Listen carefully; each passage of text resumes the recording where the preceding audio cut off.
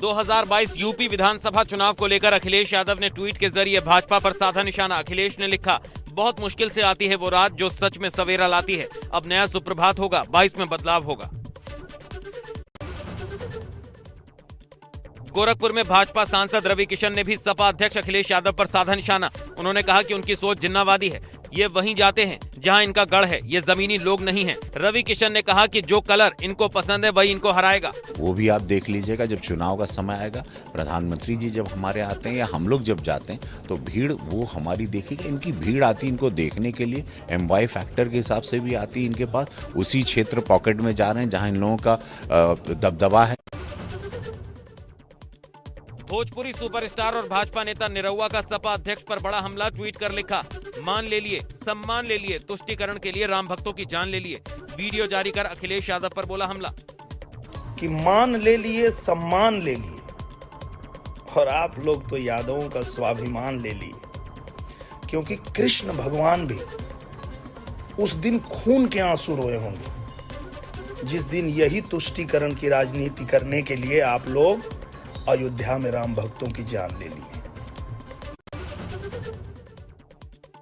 निरहुआ के बयान पर सपा प्रवक्ता डॉक्टर अजीज खान ने किया पलटवार। कहा, अखिलेश यादव ने जनता को मान सम्मान दिया है। बोले, भाजपा नेता अहंकारी हैं। निरहुआ जी, शायद तुम्हें ये नहीं पता कि माननीय अखिलेश यादव जी ने जनता को मान दे दिया और सम्मान दे दिया, लेकिन यह अहंकारी बीजेपी ने कोरोना काल में अस्पताल और ऑक्सीजन न देकर जनता का जान ले लिया।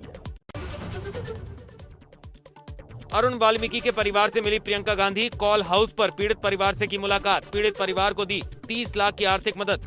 आगरा में पुलिस हिरासत में हुई थी अरुण की मौत। प्रियंका गांधी से मिलकर वापस लौटा पीड़ित परिवार।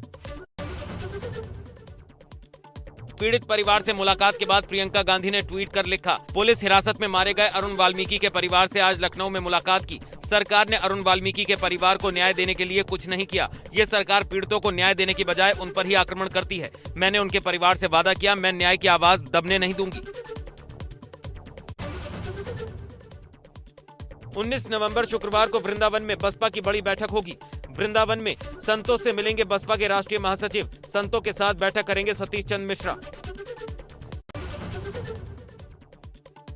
आगरा को बसपा का गढ़ माना जाता रहा है। ऐसे में अपना किला बचाने के लिए बसपा ने सोशल इंजीनियरिंग को ध्यान में रखते हुए 9 में से 5 सीटों पर प्रत्याशियों का किया ऐलान। आगरा के मुस्लिम वोटरों को साधने के लिए बसपा आगरा में उत्तर सीट से मुस्लिम चेहरे पर लगा सकती है दांव। बीएसपी का नीला खेमा आगरा में एक नई रणनीति के साथ जुटा हुआ है।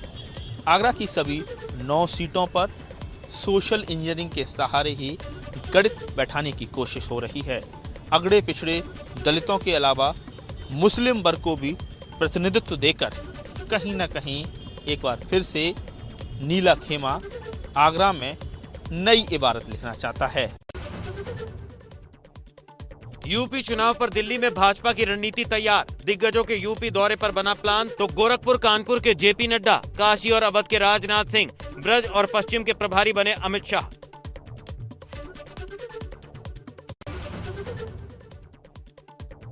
शुक्रवार 19 नवंबर से 3 दिवसीय यूपी दौरे पर पीएम मोदी। पहले झांसी और फिर लखनऊ में रहेंगे प्रधानमंत्री। सीएम योगी ने देखी दौरे की तैयारियां। यूपी उत्तराखंड के बीच पर संपत्ति विवाद को लेकर ज्यादातर मामलों पर बनी सहमति। उत्तराखंड को मिलेगा हरिद्वार का अलकनंदा होटल। यूपी के पास जाएंगे करीब 1700 आवास। परिसंपत्ति विवाद को लेकर सीएम योगी और सीएम धामी के बीच चली लंबी बैठक। कुछ विवादों का 15 दिनों में ज्वाइंट सर्वे के बाद होगा निपटारा। मीटिंग के बाद सीएम धामी ने मुख्यमंत्री योगी का जताया आभार। कहा, इसमें कोई विवाद जैसी स्थिति नहीं थी। इसमें कोई विवाद जैसी स्थिति भी नहीं थी। हमने कहा जो दोनों भाइयों में जो बंटवारे में होता है वो हो जाए, और उसी को उन्होंने माना है। मैं आभारी हूं, उन्होंने इतना बड़ा दल दिखाया और 21 सालों से जो मामले नहीं हो रहे थे। और उत्तराखंड के अंदर तो मैंने हर विषय पर ये कहा है कि हर चीज का बीच का रास्ता निकालने के लिए हम लोग आए। उत्तराखंड के मुख्यमंत्री पुष्कर सिंह धामी ने सीएम योगी से लखनऊ में उनके आवास पर की मुलाकात। इस दौरान सीएम धामी ने उपहार के तौर पर मुख्यमंत्री योगी को कई चीजें भेंट की। बसपा प्रमुख मायावती से मिली यूपी की गवर्नर आनंदीबेन पटेल। मायावती की मां के निधन पर दी सांत्वना। बीती 13 नवंबर को हुआ था मायावती की मां का निधन। 2022 चुनाव को लेकर सपा अध्यक्ष अखिलेश यादव ने किया ट्वीट। कहा, अब नया सुप्रभात होगा, 22 में बदलाव होगा। बहुत मुश्किलों से आती है वो रात जो सच में सवेरा लाती है। अमेठी के रामलीला मैदान पहुंची सांसद स्मृति ईरानी। उद्योगपति और जिला पंचायत अध्यक्ष राजेश मसाला के कंबल वितरण कार्यक्रम में हुई शामिल। प्रदेश सरकार के मंत्री मोहसिन रजा, सुरेश पासी, सांसद संगम लाल गुप्ता, ब्रजभूषण शरण सिंह समेत जिले के सभी विधायक रहे मौजूद। करोड़ों की योजनाओं का शिलान्यास और लोकार्पण भी किया। 28 नवंबर को हरिद्वार दौरे पर आएंगे राष्ट्रपति रामनाथ कोविंद। पतंजलि के पहले दीक्षांत समारोह में बतौर मुख्य अतिथि होंगे शामिल। छात्रों को उपाधि और गोल्ड मेडल देंगे राष्ट्रपति। केंद्रीय मंत्री धर्मेंद्र प्रधान, राज्यपाल गुरमीत सिंह और सीएम धामी भी रहेंगे मौजूद।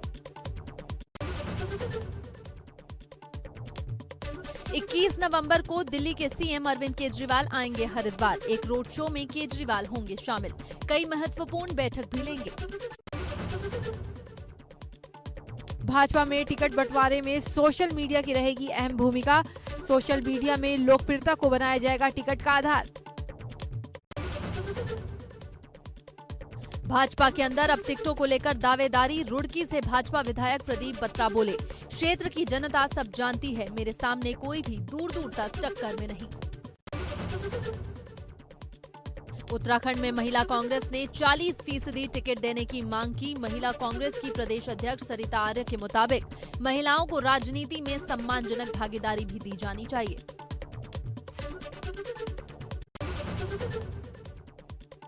जसपुर विधायक ने खोया आपा। चीनी मिल अधिकारी को पीटने के लिए दौड़े। 15 नवंबर को पेराई सत्र शुरू होने के बावजूद चीनी मिल में गन्ने की तौल शुरू न होने से नाराज विधायक ने अधिकारी से की गाली गलौज। मुआयने के दौरान चीनी मिल के जीएम और चीफ इंजीनियर भी थे नदारद।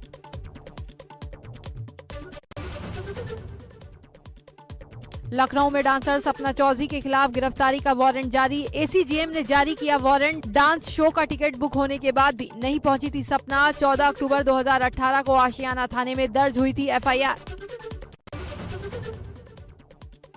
बांदा जेल में बंद मुख्तार के बेटे उमर ने पिता मुख्तार अंसारी से की मुलाकात। मुख्तार अंसारी के बेटे ने जेल प्रशासन और सरकार पर लगाए गंभीर आरोप। उमर ने कहा कि जेल में रची जा रही पिता की हत्या की साजिश। कहा, सुप्रीम कोर्ट के समक्ष जल्द करेंगे षड्यंत्र का खुलासा। यूपी के पूर्व मंत्री गायत्री प्रजापति को सुप्रीम कोर्ट से बड़ा झटका। मनी लॉन्ड्रिंग मामले में बढ़ी गायत्री की मुश्किलें। डिफॉल्ट बेल याचिका पर सुनवाई से सुप्रीम कोर्ट का इनकार। उत्तराखंड में गरमाया छात्र संघ चुनाव का मामला। चुनाव कराने की मांग को लेकर 21 नवंबर को कांग्रेस नेता रखेंगे मौन उपवास। हरदोई में मजदूरी न मिलने पर पानी की टंकी पर चढ़े दर्जनों किसान। मनरेगा की मजदूरी न मिलने पर टंकी पर चढ़कर किसानों ने किया धरना प्रदर्शन। 15 दिन से चल रहा धरना, मजदूरी मिलने तक धरना जारी रखने की कही बात। पिहानी कोतवाली क्षेत्र के ग्राम रामपुर देहलिया का मामला। सीतापुर की माहौली ब्लॉक परिसर में भारतीय किसान यूनियन अवध के किसानों का प्रदर्शन। 19 सूत्री मांगे पूरी नहीं होने पर पानी की टंकी पर चढ़े किसान। प्रशासन ने किसानों को समझाने की कोशिश की। उन्नाव में एक किसान के खेत में 4 तलवारें और 2 भाले मिले। सूचना पाकर पहुंची पुलिस ने तलवारों को कब्जे में लेकर पुरातत्व विभाग को भेज दिया। भिखारीपुर गांव का मामला। फतेहपुर जिले के प्राथमिक विद्यालय में स्कूली बच्चों का मिड डे मील बनाते वीडियो हुआ वायरल। वीडियो के आधार पर बीएसए ने स्कूल में तैनात टीचर को किया सस्पेंड। खुजहा ब्लॉक के भरतपुर उच्च प्राथमिक विद्यालय के टीचर रामकृष्ण शुक्ल बच्चों से बनवा रहे थे मिड डे मील। उन्नाव में किसानों ने आवारा जानवरों को सरकारी स्कूल में किया बंद। आवारा जानवरों से परेशान किसानों की धान की खड़ी फसल बर्बाद कर रहे थे आवारा पशु। गुस्साए ग्रामीणों ने आवारा पशुओं की घेराबंदी कर स्कूल में लगाया ताला। प्राइमरी स्कूल पिपरी में जानवरों को किया कैद।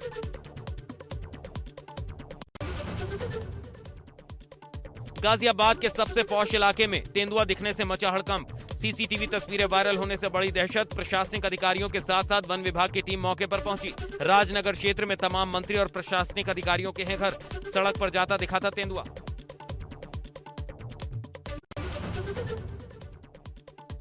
फिरोजाबाद में स्लीपर बस और मैक्स लोडर में टक्कर, हादसे में कई लोग हुए जख्मी। 2 लोडर सवार गंभीर रूप से हुए घायल। बंगाल से तीर्थ यात्रा पर निकली थी बस में सवार थे 60 यात्री। ललितपुर में 2 यात्री बसों की आमने सामने टक्कर। इस हादसे में दोनों बसों से तकरीबन 19 यात्री घायल। 2 की हालत गंभीर, सभी घायलों का इलाज जारी। गोविंद सागर डैम के पास हुआ हादसा।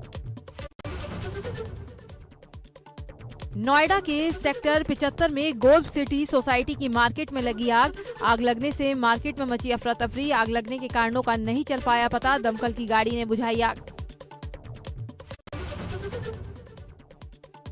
कौशाम्बी में सांसद ट्रॉफी के लिए मैदान की सफाई के दौरान हुआ हादसा। कार चढ़ने से 3 सफाई कर्मचारी घायल। मैदान में एक शख्स कार चलाना सीख रहा था, जिसने सफाई कर्मचारियों पर चढ़ाई कार।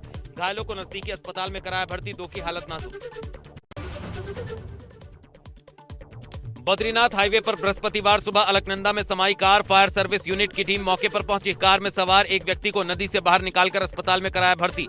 बद्रीनाथ धाम की यात्रा पर जाने के दौरान हुआ हादसा। पुलिस टीम ने राफ्टिंग की मदद से निकाली कार सवार संदीप का शव बरामद।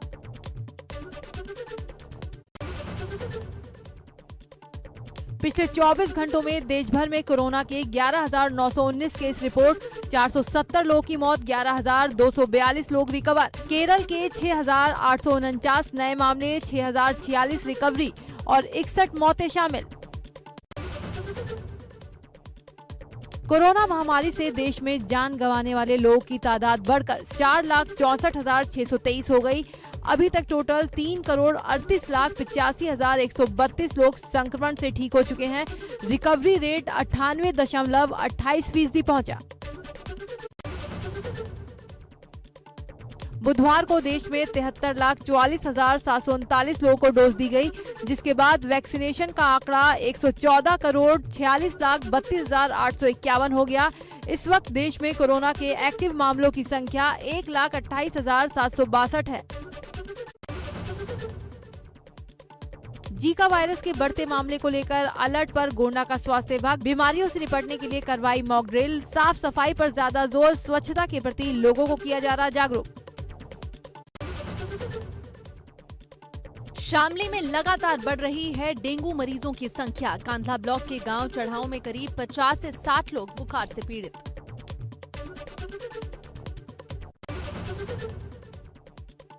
शामली में एक डिग्री कॉलेज की छात्रा ने कॉलेज के 2 सीनियर छात्रों पर लगाया छेड़छाड़ और भद्दे कमेंट करने का आरोप। सीओ ऑफिस में लगाई न्याय की गुहार। करीब 1 महीने से दोनों आरोपी छात्रा को कर रहे थे परेशान। कॉलेज प्राचार्य को भी दे चुकी थी शिकायत।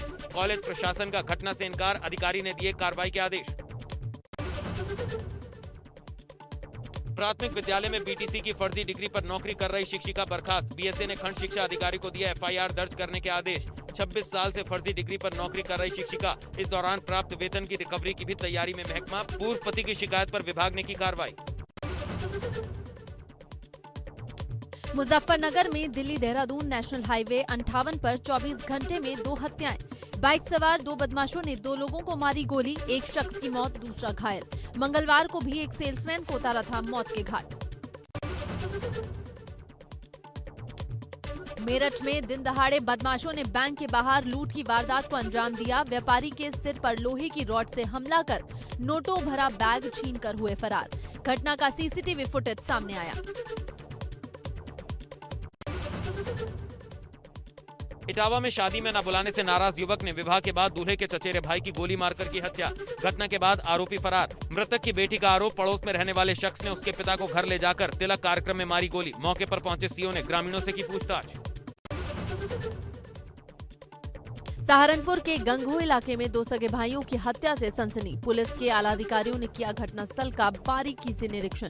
फॉरेंसिक टीम और डॉग स्क्वाड भी छानबीन में जुटी।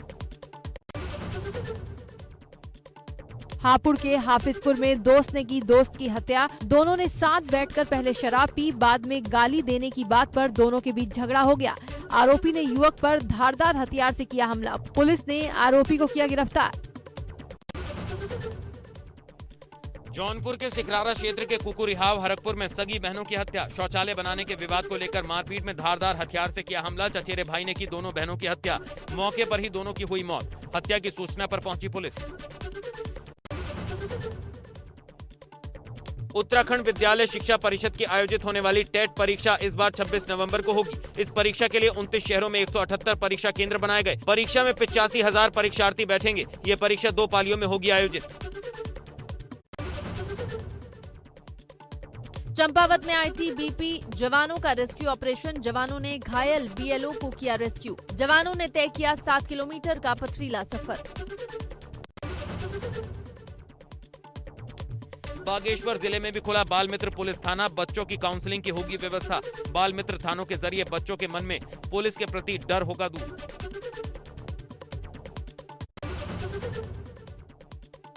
अल्मोड़ा में चाय के बागानों को विकसित करने का काम तेज। राज्य चाय विशेषज्ञ की नियुक्ति को शासन ने दी अनुमति। बढ़ेगा कारोबार।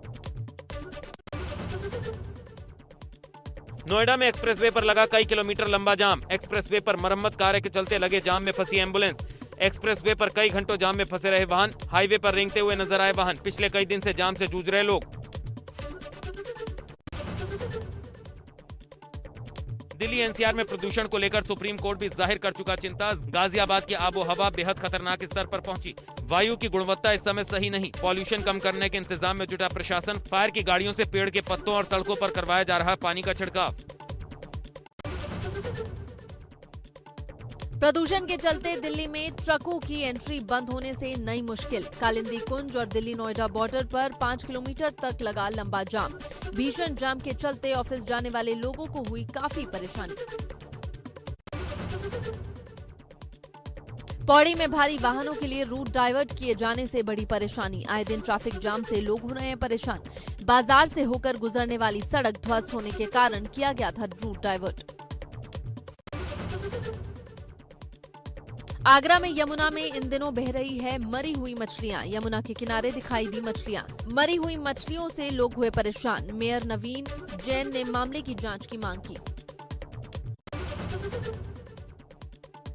नैनीताल में वन विभाग के पिंजरे में कैद हुआ गुलदार। बीते दिनों 5 साल की बच्ची को बनाया था निवाला। गुलदार को पकड़ने के लिए आंदोलन कर रहे थे ग्रामीण।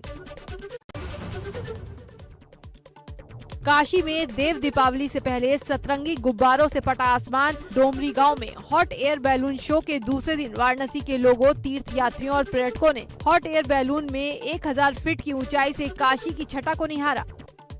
पीएम मोदी ने द सिडनी डायलॉग में भारत के प्रौद्योगिकी विकास और क्रांति के विषय पर कार्यक्रम को किया संबोधित। बोले, भारत के लोगों के लिए बड़े सम्मान की बात सिडनी डायलॉग के संबोधन के लिए किया गया आमंत्रित। इससे पहले ऑस्ट्रेलिया के पीएम स्कॉट मॉरिसन ने कहा, ऑस्ट्रेलिया भारत के बीच गहरी दोस्ती। समय के साथ हमारे संबंध और आगे बढ़ेंगे। हम अंतरिक्ष विज्ञान, डिजिटल प्रौद्योगिकी सहित कई क्षेत्रों में कर रहे हैं बहुत प्रगति।